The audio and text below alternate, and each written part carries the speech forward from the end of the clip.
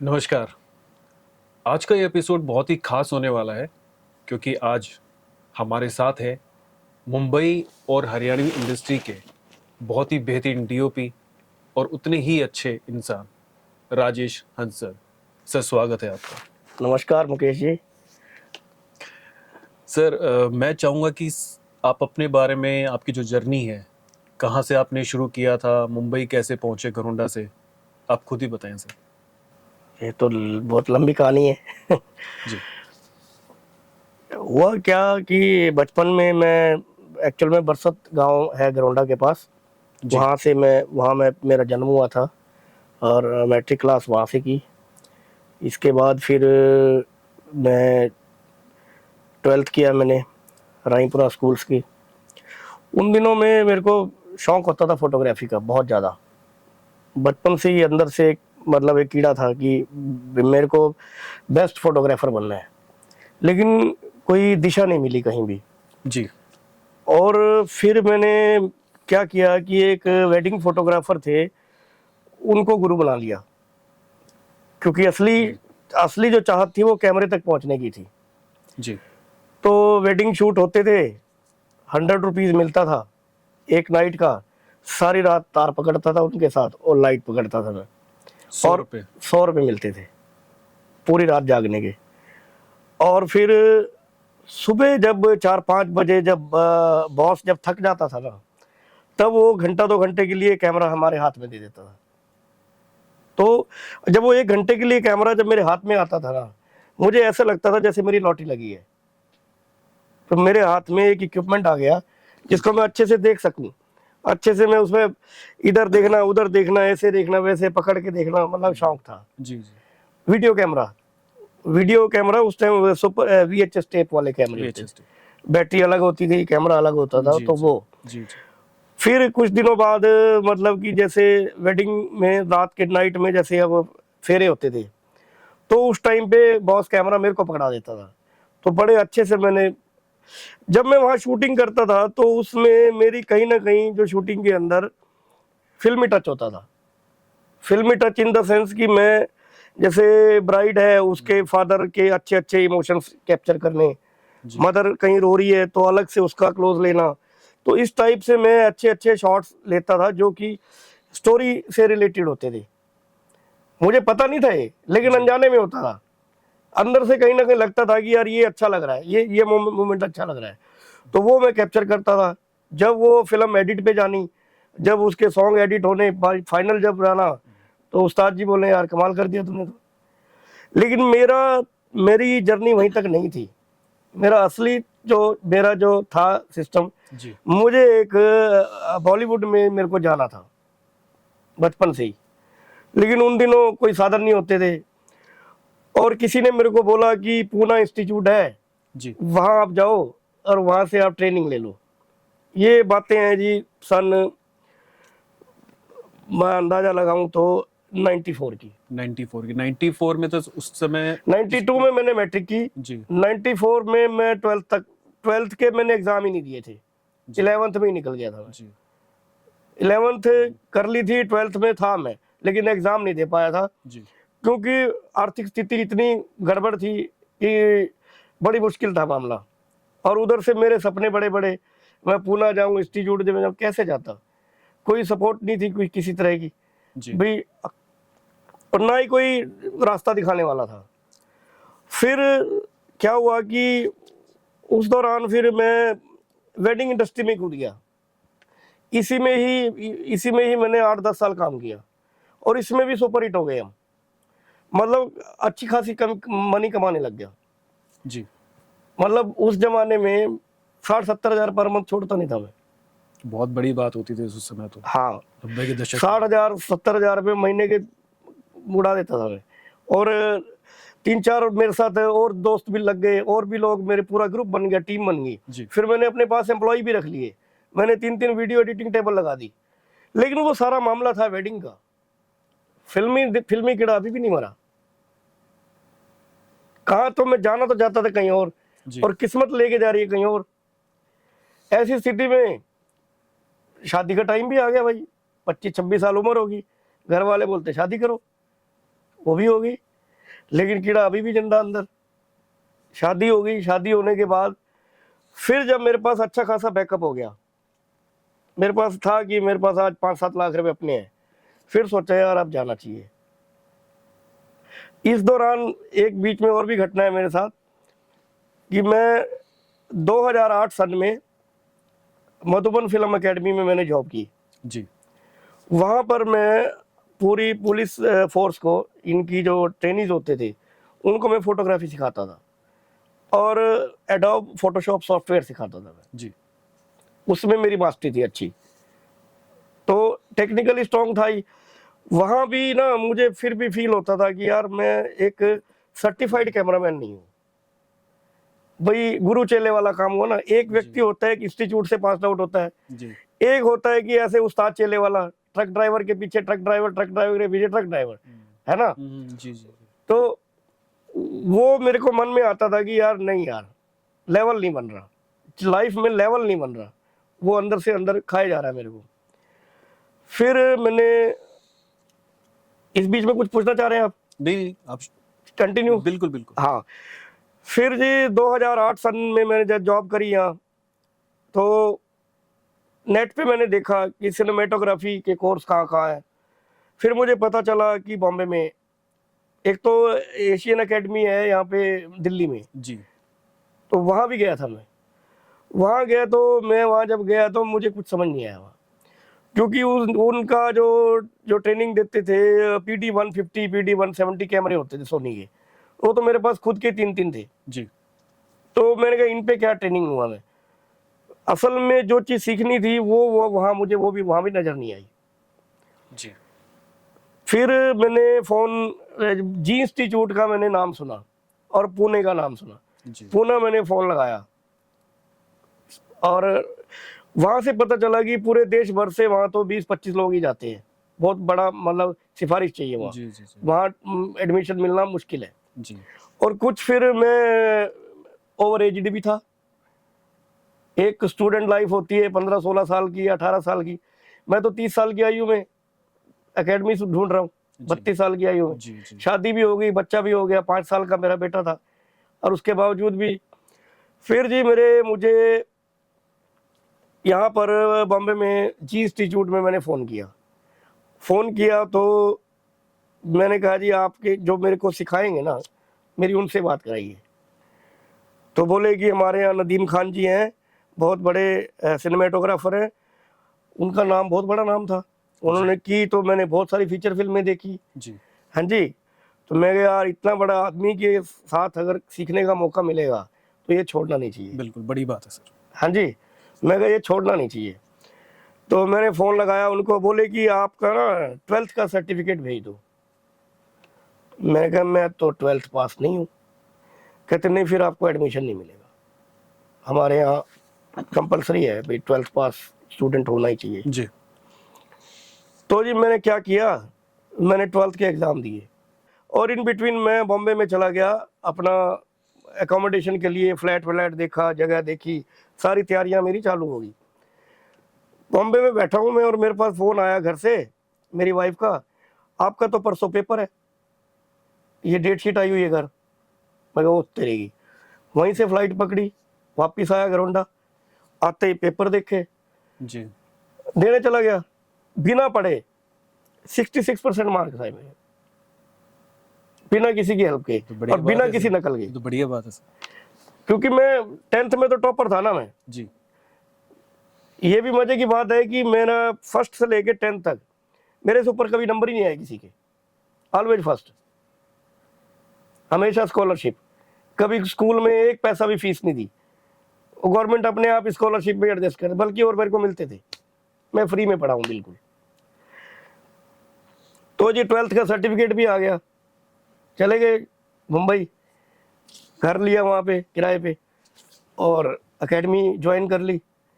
Join करते ही तो जो नदीम सर थे पढ़ा रहे हैं और सबके बीच में उन्होंने एक डायलॉग मार दिया, कह रहा ये लोंडा देखा है, ये हरियाणा से आए।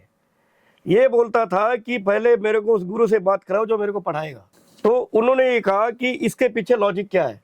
इसके पीछे लॉजिक ये है कि इस व्यक्ति ने अपने कमाए हुए पैसों से हुनर खरीदना है, अपने कमाए हुए पैसों से यहाँ आए ये, इसलिए इसको ये है कि मैं सही जगह पे जाऊं, मेरा पैसा वेस्ट ना हो और मैं सही जगह पे जाऊं। जी तो ये इसका डिसीजन मुझे बहुत अच्छा लगा, और जो इसके अंदर आग है वो हर एक में नहीं होती। जी।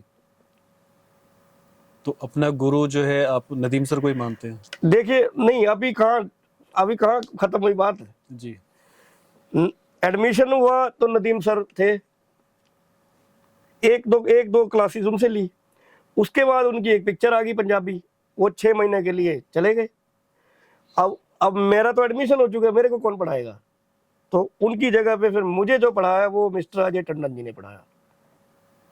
कमाल के व्यक्ति और बहुत ही टैलेंटेड आदमी, जो उनको लाइटिंग की नॉलेज है, जो उनको फोटोग्राफी की नॉलेज है, वो अलग ही क्लास है। वो ओम नमः शिवाय सीरियल आता था ना जी वो उसके डीओपी रहे, 10-12 साल सीरियल चला वो, तो सारा उन्होंने किया वो, और वो एफटीआई से पास आउट थे। नदीम सर भी एफटीआई से पास आउट। जी मतलब वहां जाने के बाद ऐसा मेरा माहौल बन गया कि मुझे अलग ही फीलिंग आनी शुरू होगी, और अंदर के जो नटबोल्ट थे, जितने मेरे प्रश्न थे ना मेरे जीवन के, मुझको हर एक प्रश्न का हर रोज वहां जवाब मिल जाता था अपने आप ही। सड़क पे जब मैं शुरू में अकेला चलता था डर लगता था, यार बंबई शहर में अकेला आ गया तू, कभी कोई किडनैप ना कर ले, कभी कोई इधर वो घटना ना हो जाए, मतलब अंदर से। लेकिन फिर ना ऐसा कॉन्फिडेंस आता गया। अब मेरे को ऐसा लगता है कि मेरे को मुंबई की गलियां अपनी लगती हैं और यहाँ मुझे पराया लगता है, ऐसी स्थिति आ गई। जी वहां से फिर मेरा डिप्लोमा स्टार्ट हो गया, 1.5 साल कोर्स किया वहां पे, और A++ डिग्री का मेरे को सर्टिफिकेट मिला, बेस्ट सिनेमाटोग्राफर का अवार्ड मिला, जो वहाँ 2-3 फीचर फिल्में होती हैं, हमें टेस्ट के दौरान करके दिखानी होती है, जी तो उनमें बेस्ट फोटोग्राफी में मैं पास आउट हुआ। हाथ में डिग्री आ गई, बंदा सोचता है कि यार तू तो बन गया तोप, लेकिन तोप नहीं बनता, अभी तो उसकी कहानी शुरू हुई है। जी आपको ये एक बात बताऊं, मैं इंस्टीट्यूट से पास आउट, चाहे वो एक्टर हो, चाहे वो डायरेक्टर हो, चाहे वो कैमरामैन हो, कोई भी हो, पास आउट होने के बाद आपको बिल्कुल डाउन टू अर्थ रहना चाहिए। जमीन से जुड़ के रहोगे तो आपकी मार्केट में कदर होएगी, जी नहीं तो आपको सर्टिफिकेट वाले ना दुनिया फिरती है वहां, और किसी को कोई काम नहीं मिलता। ये सच्चाई है सर। हाँ जी, तो मेरे कहने का मतलब है, सर्टिफिकेट जो है ना, प्रैक्टिकल जब हम फील्ड में जाते हैं उस सर्टिफिकेट की कोई वैल्यू नहीं है जी वहां वैल्यू है आपके टैलेंट की। अब फर्क कहाँ आता है इंस्टीट्यूट से निकलने के बाद और वैसे करने से? जी हमारे वहां पर जो लोग डेली रूटीन में लेबर करते हैं, जितने भी लाइटमैन हैं, कभी उन्होंने इंस्टीट्यूट का पता ही नहीं है उनको, लेकिन प्रैक्टिकली उनको कर करके इतना जरूर पता है कि कौन सी लाइट कहाँ लगानी है, क्या कटर लगाना है, कहाँ शेडो काटनी है, कहाँ क्या करना है, कहाँ से लीक आ रहा है। जी तो उनको करते करते करते इतना अभ्यास हो चुका है कि अपने आप डीओपी के बिना कहीं पे फट फट फट कर देते हो। जी बस एक इशारा ही काफी होता है। एक इशारा ही काफी होता है। लेकिन वो लाइटमैन हमेशा लाइटमैन ही रहते हैं, डीओपी कभी नहीं बन सकते। वहां गड़बड़ होती है। वो क्यों नहीं बन सकते? क्योंकि उनको कंटेंट की नॉलेज नहीं होती। जी फिल्म मेकिंग जो है, फिल्म मेकिंग के अंदर आपको कंटेंट जो होता है ना, स्टोरी लाइन जो है, स्टोरी को मतलब कि स्टोरी को फील करके चलना पड़ता है। जब आप एक स्टोरी के अंदर एक सीन, मान लो कोई लिखा गया, किसी राइटर ने लिखा, उस सीन का मूड क्या है, सबसे पहले तो वो समझना अनिवार्य है। डिमांड क्या है सीन? उसकी डिमांड क्या है, जी सीन का जो मूड है उसकी क्या डिमांड है। अब वो डिमांड जो है खाली एक ही चीज की नहीं है। सबसे पहली डिमांड तो होती है उसकी सीन के अकॉर्डिंगली आपको एनवायरनमेंट बनाना पड़ता है, वैसा एक सेट लगाना पड़ता है। जी जब वो एनवायरनमेंट बन गया तो उसको फील देने के लिए आपको वैसी लाइटिंग करनी पड़ती है। तभी आप, यहीं का बात खत्म नहीं होती। जी उसके बाद फिर आता है पिक्चराइजेशन। कैमरे के जो शॉट्स हैं, एंगल क्या लगाओगे आप, क्योंकि कैमरा एक ऐसी चीज है, अगर आप इसको दाएं की जगह बाएं रख देंगे, ऊपर की जगह नीचे रख देंगे, तो ये कहानी के अर्थ को बदल देगा। जी समझ रहे हो बात? मान लो अब किसी का कोई इमोशन दिखाना है आपको, अगर वो इमोशन दिखाना है, अगर आपने उसके कैमरे का एंगल उलट लगा दिया तो उसका इमोशन दिखने वाला नहीं है। वो एक बहुत डीप ज्ञान है, वो हम लोगों ने जो सीखा है, वो हम प्रैक्टिकली जब सेट पे होते हैं तो उस टाइम हमारा माइंड काम करता है। तो कहने का अर्थ ये हुआ कि कहाँ तो मैं शादी वाला फोटोग्राफर था उस टाइम पे, जब मैं वो दुल्हन की माँ और उसके जब मैं आंसू कैप्चर करता था, अब वो उस बात को जब मैं यहाँ रिलेट करता हूँ तो फिर मेरे को समझ में आया, अच्छा ये कहानी है। तो वो जो है ना नट बोल्ट वो सारे खुल गए। ये यही फर्क है, कैमरा भी वही है, सब कुछ वही है, जी जी सिर्फ विजन चेंज हो जाता है आदमी का, जी, थॉट प्रोसेस जो है ना Thought process. अलग अलग ही हो जाता है वो। बिल्कुल बिल्कुल। बस वहाँ फिर ट्रेनिंग खत्म होने के बाद हाथ में सर्टिफिकेट आया जैसे, उसके बाद संघर्ष की लड़ाई शुरू हुई फिर, जी और ज़्यादा संघर्ष शुरू हो गया। इधर से उधर डोर टू डोर, मतलब काफ़ी लोगों के पास गया, मैं स्टूडियो में गया भी, कोई कहीं कोई ब्रेक मिले, काम मिले। लेकिन क्या होता है कि इंडस्ट्री के अंदर सबकी अपनी एक लॉबी सेट होती है। जी मान लो कोई डायरेक्टर है, उसकी एक डीओपी के साथ अगर ट्यूनिंग बनी हुई है तो आसानी से वो छूटती नहीं है। फिर ऐसी स्थिति में मैंने एक दो टीवी सीरियल्स में काम किया एज ए ऑपरेटिंग कैमरामैन, तो पर डे मिलता था 1,500-2,000 रुपये।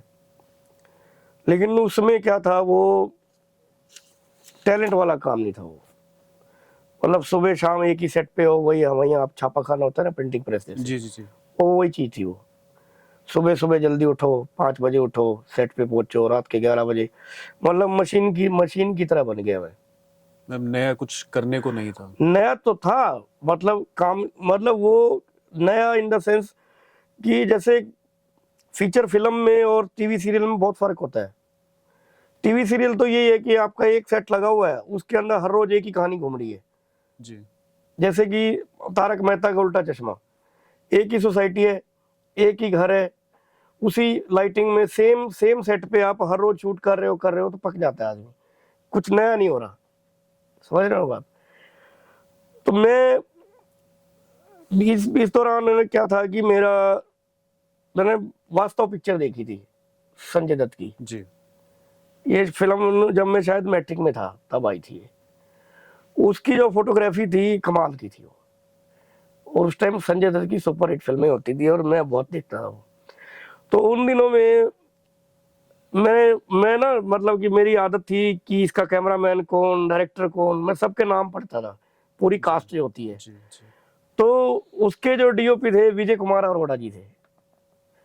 तो बचपन से ना मैं उनका फैन हो गया, फोटोग्राफी की दीवानगी। मैं कहा क्या लाइटिंग मस्त काम किया हुआ है, कड़क एकदम। तो मन में था कि यार जिनके साथ काम करने का मौका मिले। फिर जब मैंने दाएं बाएं कहीं से उनका नंबर सर्च किया, और उस जमाने में व्हाट्सअप तो होता नहीं था, जी टेक्स्ट मैसेज करते थे हर रोज, जी, एक दो बार फोन कॉल हुई। तो 3 एक साल तक मैंने उनको फॉलो किया। तो फिर उन्होंने मुझे एक ब्रेक दिया, तो मैंने उनके साथ फीचर फिल्म असिस्ट की थी, फ्लाइंग जट, जी टाइगर श्रॉफ की। जी जी जी, वो मूवी करने के बाद बॉस से इतना रिलेशन डेवलप हुआ, उन्होंने ऐसा आशीर्वाद दिया मुझे, उनके साथ काम करने से जो बचा हुआ मेरे जो था ना अंदर, वो सारा खुल गया। जो मन में उलझने थी वो सारी खुल सबके जवाब मिल गए।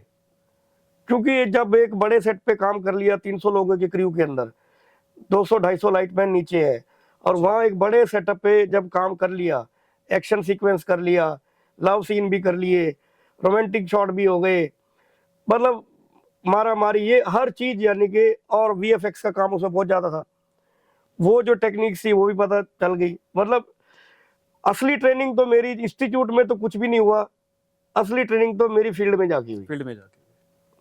जब एक पूरी फीचर फिल्म आंखों के आगे से निकली, तब जाके पता चला अच्छा ये है सब। नए से नए इक्विपमेंट का पता चला कि फीचर फिल्म में हम क्या इक्विपमेंट यूज करते हैं, कौन सी लाइट्स यूज करते हैं, किसका क्या रोल है। और सबसे बड़ी बात कि सेट पे खड़े होने की अकल जो है, और जो आपका जो एटीट्यूड होता है ना, नाक जो होती है, वो एटीट्यूड आपका फिल्म पे ही जाके मरेगा। जब तक आप छोटे काम करते रहोगे आप एटीट्यूड में रहोगे, जिस दिन आप कुछ बड़ा कर लोगे वो सारी चीजें ना बाहर निकल जाएंगी, क्योंकि उस समय पे फिर आपका कंपटीशन और बड़ा हो जाता है। आप सपने देखते हो कि यार ये 100 करोड़ की फिल्म है और ये मेरे बॉस ने की है, यार मैं भी ऐसी फिल्म करूं। तो वो जब जब हमें हाइट पे जाना पड़ता है, जब हमें बड़ा काम करना पड़ता है, तो उस टाइम पे हमें बिल्कुल डाउन टू अर्थ होना पड़ता है, और बहुत ही रिस्की जॉब हो जाती है, क्योंकि प्रोड्यूसर का पैसा दांव पे लगा होता है। जी। अब आप मान लो कि एक फिल्म का बजट 100 करोड़ है, मान लो 100 ही दिन की शूटिंग है, तो एक दिन का खर्चा कितना मान हो गया? 1 करोड़ हो गया। 1 करोड़ रुपए जो खर्च हो रहा है, उसको उसको जो कैप्चर करके देने वाला आदमी है, सारा का सारा गेम तो उसी के ऊपर हो गया ना भाई। जो आप इतना बड़ा सेटअप लगा दिया, इतने अच्छे से आप शूट कर रहे हो, अगर वो ढंग से कैप्चर ही नहीं हुआ तो वो 100 करोड़ मिट्टी हो जाएंगे।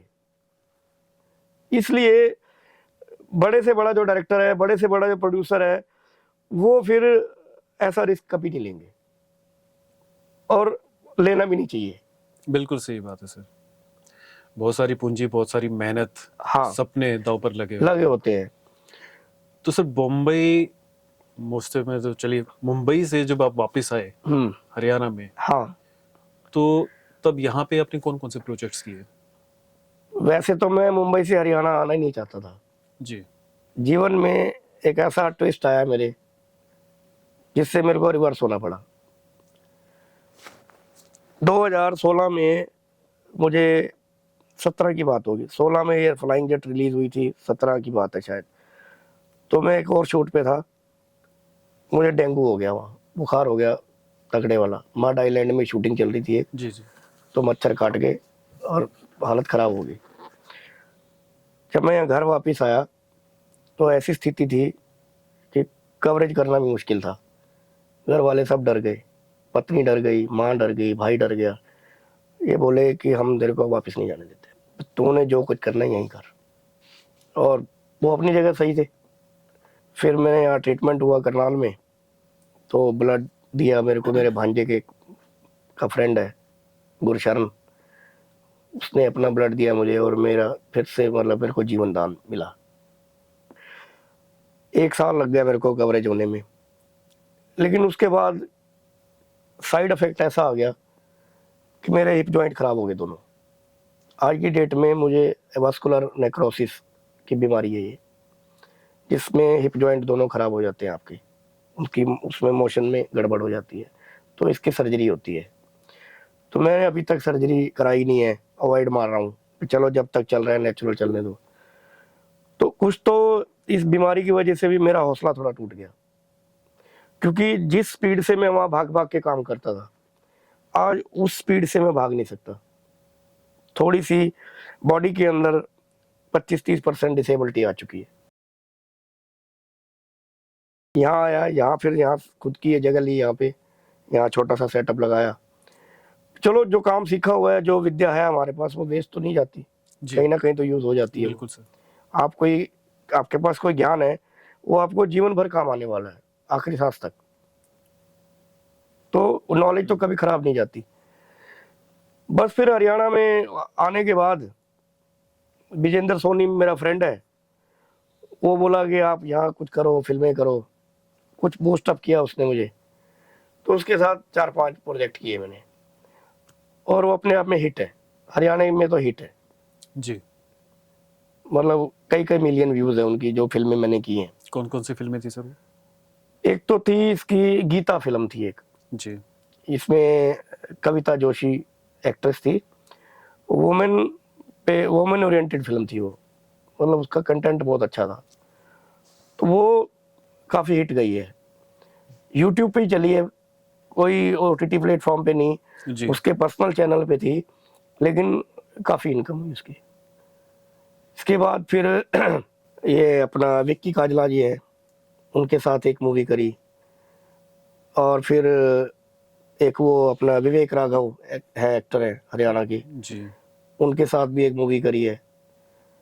और अभी लेटेस्ट एक मूवी करी है मैंने विजय वर्मा के साथ, जी। वो लीड में थे।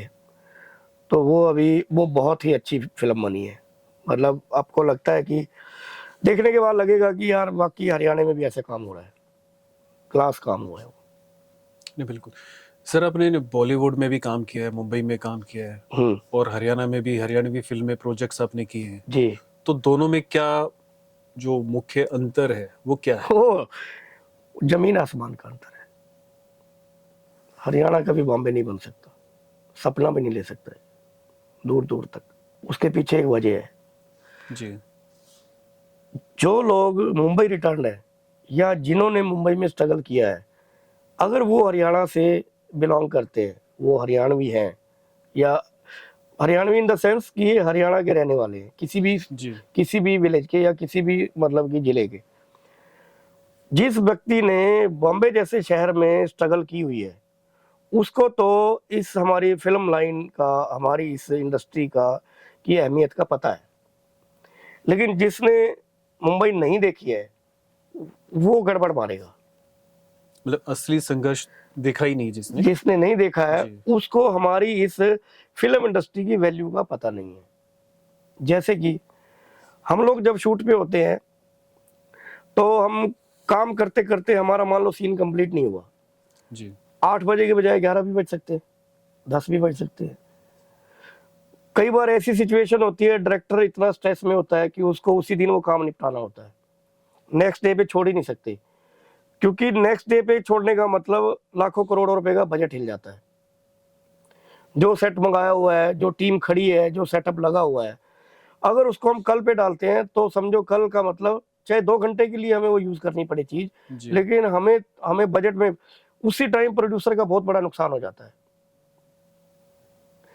तो ऐसी स्थिति में जो हरियाणा में जो लोग, जो असिस्टेंट लोग होते हैं या लाइटमैन हैं, ये इन लोगों को इस बात से कोई मतलब नहीं होता। मैं तो चले जी अपने घर, कोऑपरेटिव नहीं होते। इनको लगता है कि भाई हमारा टाइम पूरा हो गया, बात खत्म। लेकिन सब लोग भी एक जैसे नहीं होते होंगे सर। नहीं, अब थोड़ा थोड़ा सुधार आया है। हम जब वहाँ हम जब वहाँ रहते थे, तो हमें बॉस के सामने ये पूछने की हिम्मत ही नहीं होती थी कि सर कितनी देर और लगेगी। लेकिन यहाँ तो सिर पे चढ़ के असिस्टेंट पूछते हैं, सर किस टाइम होएगा, पैकअप किस टाइम होएगा। मतलब इनको पैकअप की पहले जल्दी होती है। एक डायरेक्टर जब स्ट्रेस में पड़ा है, उसका सीन पूरा नहीं हो रहा, और उसको असिस्टेंट उसका पूछ रहा है सर कितनी देर और लगेगी, तो उस डायरेक्टर के मन पे क्या बीतती होगी। वो उस टाइम मजबूर है, उसको पता है मैंने इस असिस्टेंट को थप्पड़ मारूंगा, थप्पड़ मार देगा वो चला जाएगा, अगले दिन वो आएगा नहीं, दूसरा उसको मिलेगा नहीं, तो मजबूर हो गया ना। लेकिन सेम इसी स्थिति में बॉम्बे में एक व्यक्ति जगता है, 10 लाइन में खड़े हैं, और जब पता नहीं लगता नंबर किस टाइम कट जाता है आदमी का। एक बार अगर पत्ता कट गया दोबारा वो जुड़ता नहीं। तो ये एक फर्क है। वहां पर लोगों को काम की भूख है, यहाँ पर लोगों को काम की भूख नहीं है, मेरे मेरे हिसाब से। नहीं, सही है सर, आपका तजुर्बा है, आपने तो मुंबई में भी काम किया है, हाँ। हरियाणवी इंडस्ट्री भी है। हाँ। तो सर, आपको क्या लगता है कि धैर्य, जो पेशेंस है, हाँ जी। वो कितना जरूरी है किसी भी फील्ड में? इस जो फिल्म उद्योग है, चाहे वो किसी फिल्म उद्योग में तो सिर्फ धैर्य ही चाहिए, पेशेंस ही आपकी ताकत है। यदि आप हार के बैठ जाओ, यार मेरे को काम नहीं मिल रहा, मैं खाली बैठा हूँ, काम नहीं मिल रहा, तो वो आपको डिस्टर्ब करेगा लाइफ को।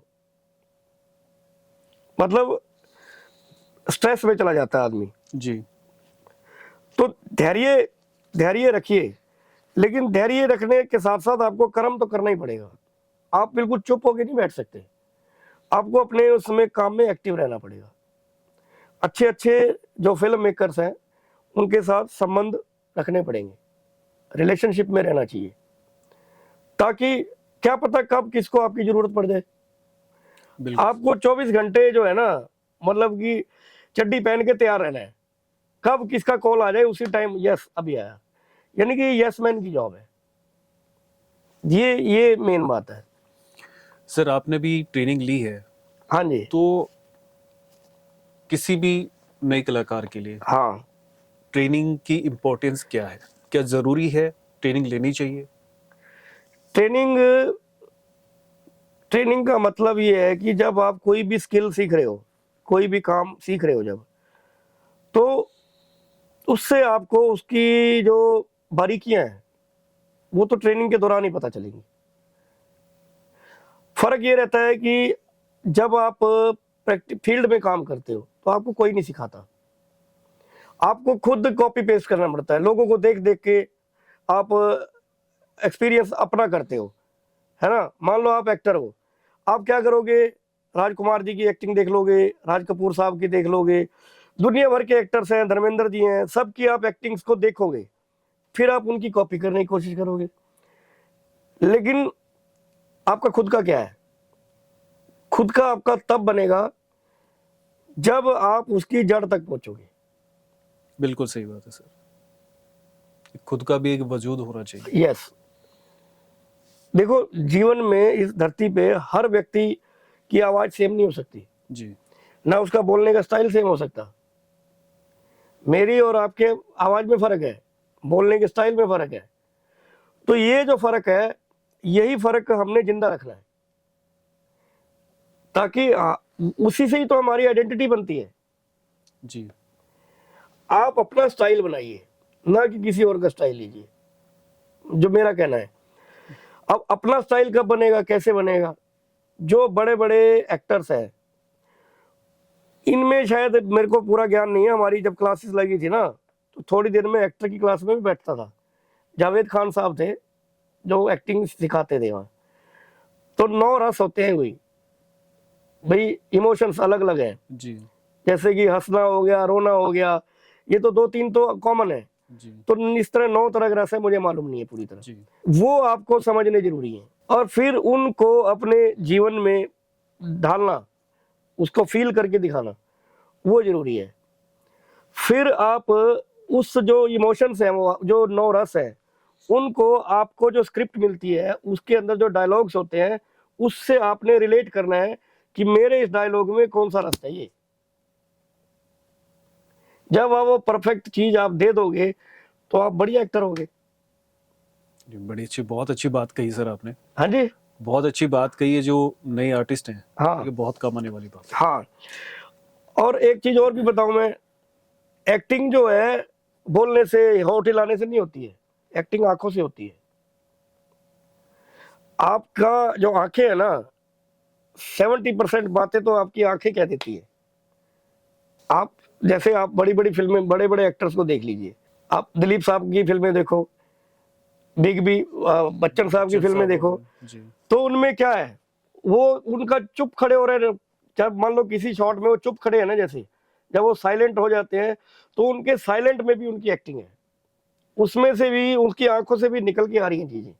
समझने वाला उसी टाइम समझ जाता है कि इसको क्रोध किस लेवल का है, समझ रहे हो, वही किस लेवल का ये स्माइल स्माइल है, तो मन में मतलब मन के भाव निकल के आते हैं चेहरे पे। जी, वही एक एक्टर को निकालने होते हैं, वही एक असली एक्टिंग होती है। असली है वही एक्टिंग। सर सबसे ज्यादा जो दिक्कतें आती है ना, वो एक नए कलाकार को आती है। हाँ फील्ड का कुछ पता नहीं होता, हाँ। कोई गाइडेंस नहीं होती है, हाँ जी। वो पहुंच जाते हैं गलत हाथों में, हाँ जी।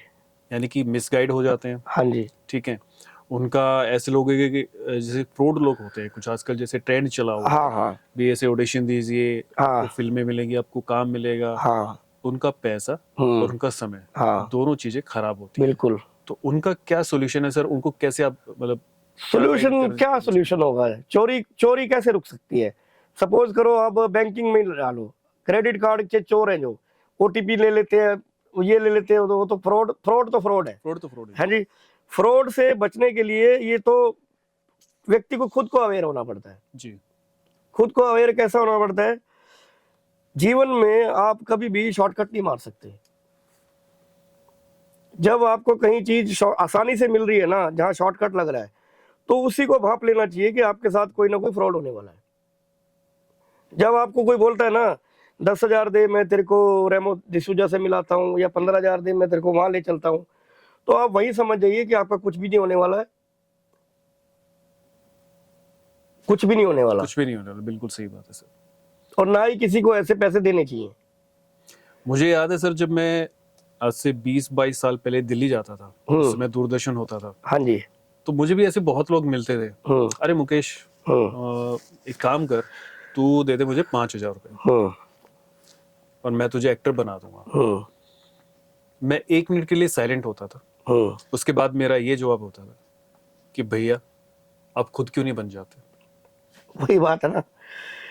तो कहने का अर्थ यह है कि देखो, एक्टर बनना है, डीओपी बनना है, बनाने वाला वो ऊपर वाला है। देख, मुझे देखो ना, मैं इंडस्ट्री में पहुंच भी गया, बॉलीवुड में काम भी मिल गया, सब कुछ हो गया, उसके बावजूद भी वापस आ गया। तो इसका मतलब क्या हुआ? इस इंडस्ट्री के अंदर, इस फील्ड के अंदर कहीं ना कहीं आपकी तकदीर भी है ना, वो भी साथ देती है। बिल्कुल। आप बड़े बड़े एक्टर स्टार्स को देख लिए, इतनी हाइट पे पहुंचने के बावजूद भी वो कौन सा आराम से थोड़ी बैठे हैं। वो आज भी ऑडिशन देते हैं सर।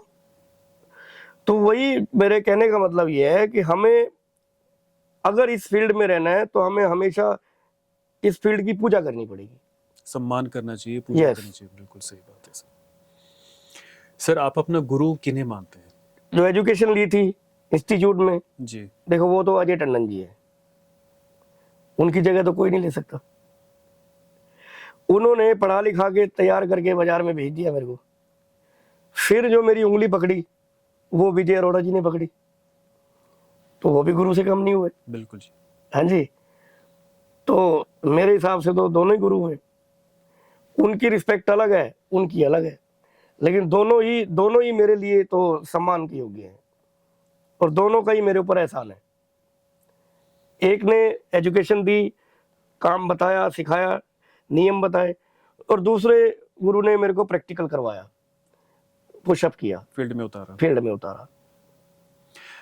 मेरे हिसाब से आपकी जो फैमिली है, हाँ जी। उनमें दूर दूर तक कोई फिल्मी बैकग्राउंड से कोई नहीं है। ना, कोई नहीं है। आप ऐसे पहले व्यक्ति हैं। ना ना ना, दूर दूर तक कोई हमारी उसमें, बल्कि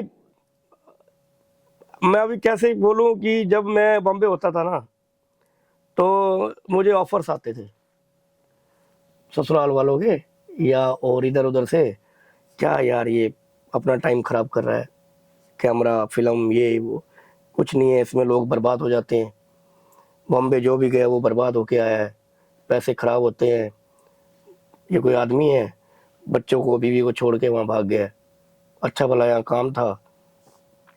तो ऐसे ऐसे कई सारी चीज़ें सुनी है मैंने। लेकिन आपको अगर कुछ बनना है तो ये सब चीज़ें इग्नोर करके निकलना पड़ेगा। आपका टारगेट होना चाहिए जीवन में।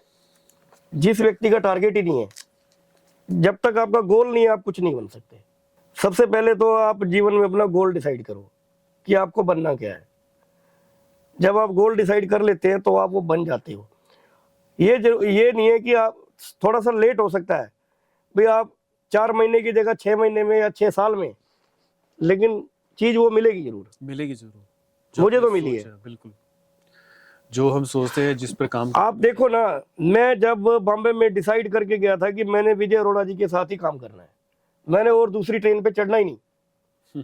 राइट। तो मेरा सपना पूरा हुआ है वो। बिल्कुल सर। सर अभी क्या प्रोजेक्ट चल रहे हैं आपके? अभी तो थोड़ा सा तो शांत बैठे थे। अब क्या हो रहा है कि हरियाणा में अगर मैं किसी और की जॉब पे जाता हूँ तो वहाँ उतना, मतलब उतनी धन नहीं मिलता बोलूँ तो, क्योंकि यहाँ अभी फिल्म इंडस्ट्री हमारी थोड़ी गरीब है। मतलब काम की वैल्यू थोड़ी सी। काम की वैल्यू की बात नहीं कर रहा, मतलब कि 30-40 लाख रुपए में सोचते फीचर फिल्म बन जाए, कभी बनती नहीं है। या 50 लाख में फिल्म बन जाए, कैसे बनेगी वो? अब आप जब उसको कंपेयर करते हो 50 करोड़ की मूवी के साथ, और आप 50 लाख में 50 करोड़ वाला दिमाग में सपना लेके बैठे हो, तो कैसे पूरा होगा? होता ही नहीं है। अब मान लो मैं जब फिल्म पकड़ता हूँ कोई, मुझे इक्विपमेंट ही नहीं मिलता, प्रोड्यूसर लाइट्स ही नहीं देते, कैमरा ही नहीं देते, उनको लगता है कि यार ये तो बहुत महंगा सामान, कैसे दें हम। तो वो जो बजट हिल जाता है, फिर उनको लगता है कि चलो ऐसे ही कर लो, वो अपनी जगह सही है।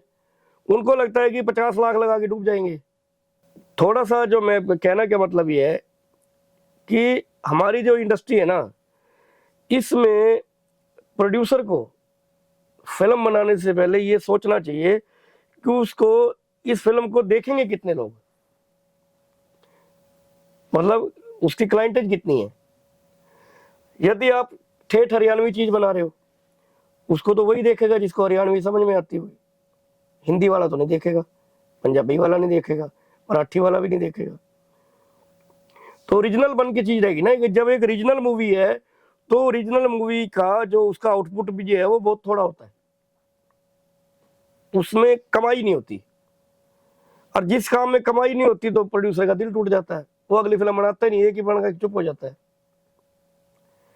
अब इससे ऊपर अब जाते हैं हम साउथ में। साउथ की ऑडियंस ज्यादा है, तो साउथ की फिल्में आज बॉलीवुड को भी टक्कर दे रही है। बजट भी है उनका जी। और अच्छी भी है, और मार्केट में चल भी रही है, टेक्नोलॉजी भी दिखती है उसमें। अब हरियाणा की फिल्म में 30 लाख की फिल्म, अब क्या टेक्नोलॉजी दिखाओगे, क्योंकि आपके पास VFX का बजट ही नहीं है, आपके पास सेट लगाने का बजट नहीं है, क्रोमा करने का बजट नहीं है, एक्शन करने का बजट नहीं है। जब ये सब चीजें नहीं होंगी तो चीज क्या बनेगी वो। तो भी एक मेन रीजन है कि हरियाणवी इंडस्ट्री जो है हाँ मतलब उभर नहीं रही है। हाँ, ये भी उसका मेन उभर क्यों सुनो, उभरेगी कब, जब तक आपकी पिक्चर बिग सिनेमा पे, बड़ी स्क्रीन पे नहीं लगेगी, तब तक आपका भला नहीं हो सकता। क्योंकि असली जो फंड आता है वहीं से आता है। आज पंजाबी फिल्में हैं, उनको अमेरिका में देखी जाती है, न्यूयॉर्क में, कनाडा में, इंडिया में। मतलब जिस दिन वो रिलीज होती है तो उसमें डॉलरों में फंडिंग होती है उसकी। जी। ठीक है। अब हरियाणा की फिल्म अगर आप थिएटर में लगा भी देते हो, उसको देखने नहीं जाता कोई। अच्छा कंटेंट होगा तो सर जरूर जाएंगे लोग। बिल्कुल जाएंगे, बट उसमें भी आपको कहीं ना कहीं हिंदी डालनी पड़ेगी। जैसे दंगल मूवी थी, हरियाणवी नहीं थी वो, हिंदी मूवी थी, लेकिन हरियाणा बेस्ड थी। जी। हरियाणवी तड़का था उसमें। जी। आप हरियाणवी फ्लेवर डाल सकते हो, तड़का लगा सकते हो हरियाणा का, लेकिन फुली हरियाणवी बनाओगे तो फंसोगे। मेरा मेरा जो मानना है। नहीं बिल्कुल सर, आप इस फील्ड में हैं, आप तजुर्बा है आपका, हाँ अपना एक्सपीरियंस ही हमें बता रहे हैं। हाँ जी सर बहुत बहुत धन्यवाद, आपने जो इतना कीमती समय मुझे दिया जी मेरे चैनल के लिए। जी और मैं यकीन मानता हूँ जी। इस एपिसोड से जितने भी नए कलाकार हैं हाँ जी। या जो ऑलरेडी काम कर रहे हैं फिल्म उद्योग में, चाहे मुंबई में हो चाहे हरियाणवी इंडस्ट्री में हो, जी न्यू कमर्स हो, हाँ जी, उनको जरूर इस चीज का न्यू कमर्स के लिए मैं एक संदेश देना चाहूंगा, कभी भी अग्रेसिव ना हो। मतलब ये नहीं कि अपनी शक्ल देख के और 4 आदमियों ने चढ़ा दिया आपको, अरे क्या हीरो लग रहा है, तो वो दिल पे नहीं लेनी बात। कई बार क्या होता है कि आप हवा में आ जाते हैं और अंदर कुछ भी नहीं होता। पता तब चलता है जब कैमरा का फेस करते हो आप, जब एक डायलॉग बोलने में 10-12 टकते हो, वहां होती है ना फिर बेइज्जती। तो इस फील्ड को हल्के में ना ले कोई भी। जी। मैं न्यू कमर्स को यही कहना चाहूंगा, हमारी जो फिल्म इंडस्ट्री है इसको जरा सा भी मजाक में मत लेना, हल्के में नहीं लेना। ये बहुत ही सेंसिटिव मामला है और इसमें इस एक आग में कूदने वाला काम है ये। और अगर आप उसके लिए एग्री हो, अपने आप को तपाने के लिए, आप तप कर सकते हो। आपके अंदर अगर इस इंडस्ट्री के लिए श्रद्धा है तब तो इसमें आए, नहीं तो खाली अपने शो ऑफ के लिए या मजे लेने के लिए प्लीज मत आए, आपका जीवन खराब हो जाएगा। नहीं बिल्कुल सही, आपने जीवन की सच्चाई बताई सर इस फील्ड की। हाँ चलिए ठीक है सर, बहुत बहुत शुक्रिया आपका, बहुत बहुत धन्यवाद। धन्यवाद मुकेश जी।